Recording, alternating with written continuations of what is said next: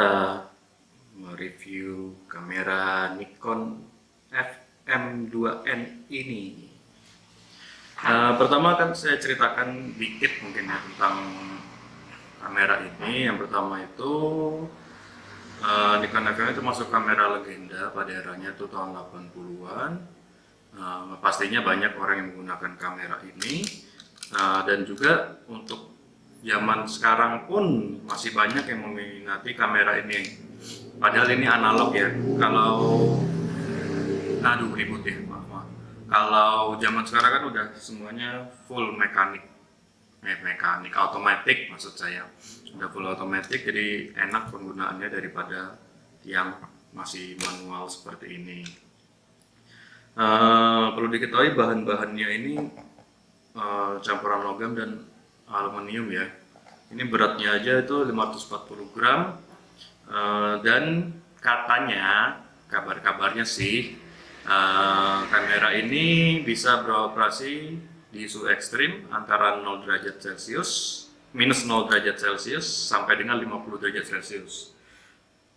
Memang buat barang-barang buatan dulu itu tangguh-tangguh atau enggak, tapi menurut saya sih bisa disebut tank karena ya bahan-bahannya sangat kuat dan awet. Dan kamera ini dibuat di Jepang sekitar tahun 1980-an sampai yang terbaru itu tahun 2001. Dan pada tahun 1984 dibuat versi yang baru dan biasa disebut FM2N. Seperti ini versi yang terbaru. Tahu dari mana? Ini kan cuma FM aja di sini. Di sini FM aja. Tahu dari mana kalau ada N? Nah, kalau tahu dari N itu dari belakangnya akan ada logonya, nomornya ini. Nah, nomornya ini di depannya tuh ada N. Bisa kelihatan nggak? Mungkin ada. Nah, itu ada N sekian. Berarti ini produksi keluaran tahun 84 dan di atasnya. Setelah itu kamera ini semuanya masih manual, pengaturan kecepatannya masih manual, ISO atau ASA-nya, bukan diafragmanya masih manual. Untuk lebar dan tingginya, kamera ini mempunyai lebar 142,5 mm dan juga tinggi 90 mm. Dan yang saya pegang ini terbuat dari kombinasi warna krom dan hitam. Dan juga kamera ini ternyata menggunakan baterai. Bentar ya, saya ambilin dulu baterainya. 2000 years later. I'm back. Nah, baterainya ini seperti ini.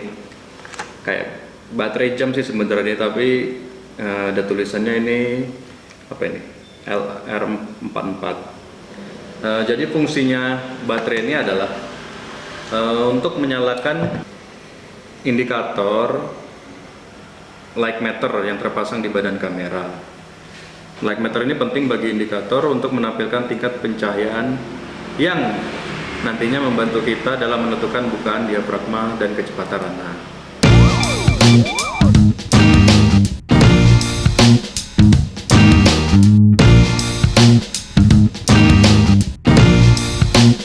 Oke, berikutnya adalah apa saja sih yang ada di kamera ini, tombol-tombol ataupun pemutar-pemutar akan saya jelaskan secara singkat saja. Kalau ini lubang neck strap, yaitu untuk biasa yang dikalungkan di leher kita ya, tali biar kita tidak selalu memegang kamera. Kalau tidak digunakan ya tinggal kita gantung aja di leher ataupun di pundak biasanya. Setelah itu ada PC kontak. Di sini untuk tombol melepas lensa. Terus di sini ada cermin refleksi, dudukan lensa. Di sini ini adalah timer ya. Setelah itu ini tuas pengamat ruang tajam. Oke, ini tuas pengamat ruang tajam. Nah, terus itu biasa di atas ada dudukan lampu kilat.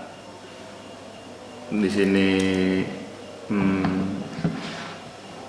ada pengamat viewfinder. Kemudian di sini tuas pengokang ya. Jadi kalau kamera dulu itu yang masih pakai roll film, jadi harus kita kokang dulu, klek gitu. Setelah itu ini ada tombol shutter biasa. Setelah itu di sini ada pemilihan FPS kalau nggak salah ya. Jadi dari bulb sampai paling besar itu 4000, dan di sini ada ISO-nya, jadi kita angkat sedikit begini, kita pindahkan, kita angkat, kita pindahkan.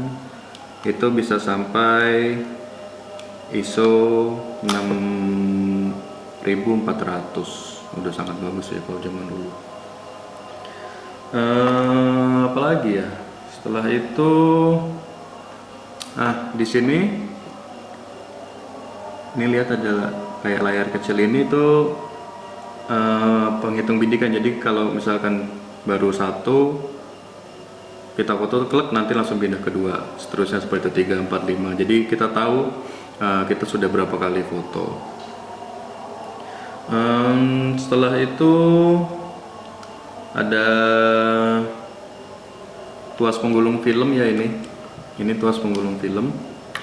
Jadi kalau kita angkat seperti ini, nanti kita gulungnya searah, ada petunjuknya searah.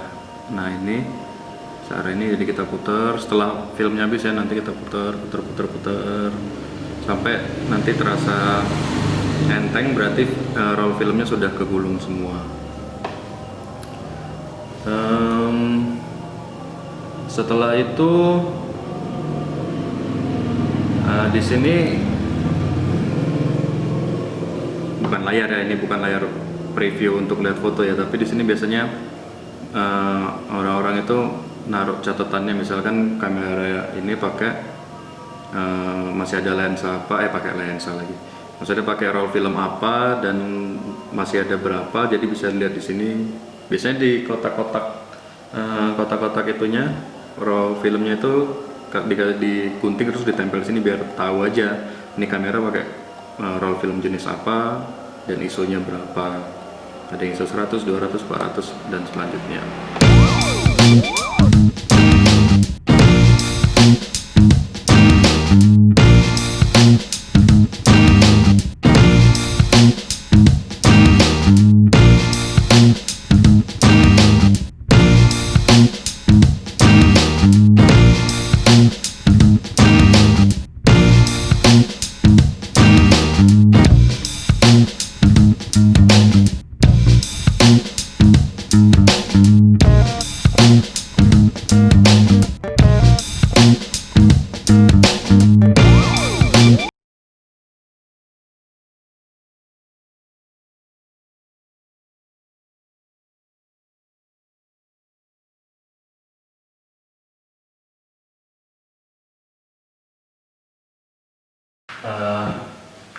Oke guys, terima kasih sudah menonton. Semoga videonya bisa bermanfaat, dan mohon maaf kalau masih banyak kekurangan. Ya pasti banyak kekurangan karena masih amatir juga dan belum tahu itu apa mengenai tentang kamera analog. Oke guys, jangan lupa subscribe, like, dan komen ya, mau review apa lagi biar saya bisa belajar dulu untuk mereview benda-benda elektronik.